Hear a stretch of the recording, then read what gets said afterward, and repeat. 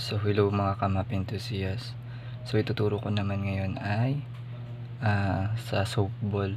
So ito nga pala yung innings. So paano sila nananalo. Dito meron akong ditong ginawa.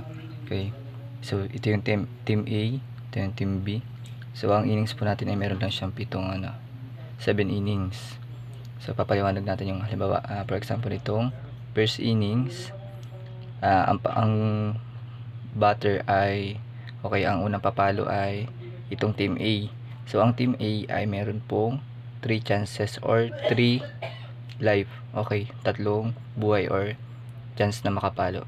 So pag nawala yung 3 chance nila na yun, out na sila. So ang next na po ay team B. Okay, so ganito po ang scorean niya.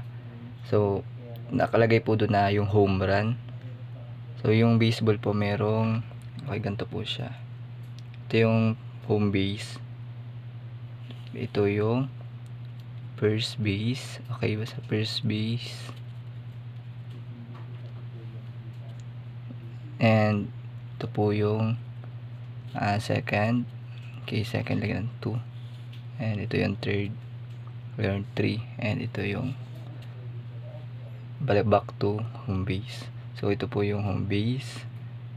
So pag nakaikot po siya dyan, yung batter, ito na yung picture. Okay, nakaikot siya dyan sa ano na yan. So parang diamond. Ang tawag po doon ay home run. Ibig sabihin nun ay points. So pag nagka-points po siya, halimbawa po, team A, naka-home run sila ng 3. Okay. And naubos na yung 3 chances nila kasi na-out yung tatlong batter.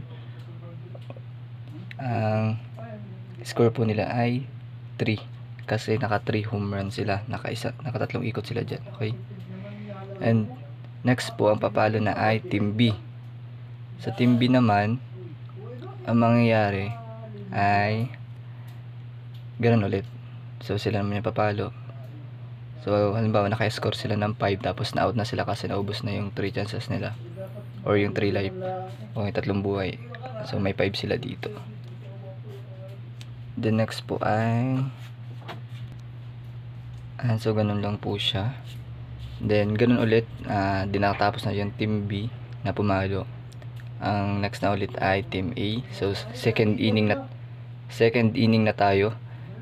Tapos tapos na tayo sa first inning kasi may score na siya dyan. Naka 3 home run ang team A, may 5 home run ang team B.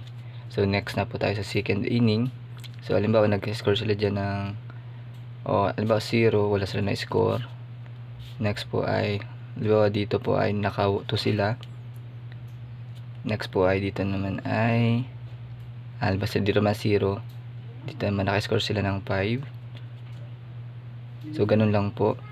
So halimbawa lagyan natin lang ng number, lagyan lang natin ng number. Ayan. 0, 3, 2, 4, 5, okay, 1, 2. So ang mangyari po natin para malaman natin yung winner ay ipagpa-plus po natin lahat nitong mga score nila mula sa first inning hanggang 7.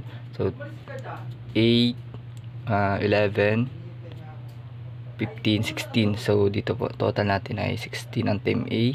Meron po silang 16 points. So dito naman po sa team B 7, 9, 9, 12, so 14. Ito po yung ito po ay 14 to 16. So ang winner po natin ay ang team A. Okay, ganun lang po kadali yung innings. So tatandaan nyo po na ang bawat team ay merong 3 chances or 3 buhay para pumalo. Pag na-out na sila ng 3 beses, okay, kabilang team na yung papalo. So yung sa home run naman, huwag kayong malilito. Ang home run lang po basta lagpas siya dyan sa first base, second base, third base, tapos makabalik siya dito sa home base. Okay, yun lang po for today para sa innings. Softball po ito, softball. Thank you.